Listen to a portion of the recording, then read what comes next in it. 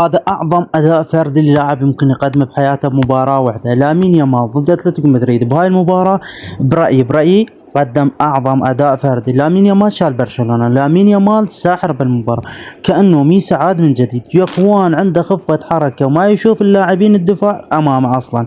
يا اخوان يكف الدفاع بكل سهولة كأنه ولا لاعب قدامه. شوف شلون يتراوغ بسهولة، يطب الأول والثاني والثالث والرابع ويسدد ويصنعوا باصات من وحي الخيال. مجتمعين بهذا اللاعب لاعب، يعني مجتمعين به ميسي ومجتمعين به انيستا وزيدان وكرويف. ويا اخي بعقليه عملاقه، بعد لاعب صغير يا اخي، بعد لاعب صغير. هذا برايي راح يكسر الدنيا، راح يكسر الانجازات الفرديه، راح يكسر الالقاب الجماعيه، راح يكسر الدنيا اذا استمر على هذا المستوى. صراحه لامين يامال اسطوره. شوف هنا باربعه طب والخامس والسادس والفريق كله وما اقدر له اصلا. لاعب خرافي صراحه، يستاهل كل التبجيد والتبجيل. صراحه هذا اللاعب هنيئا برشلونه عليه، هذا اللاعب اسطوره.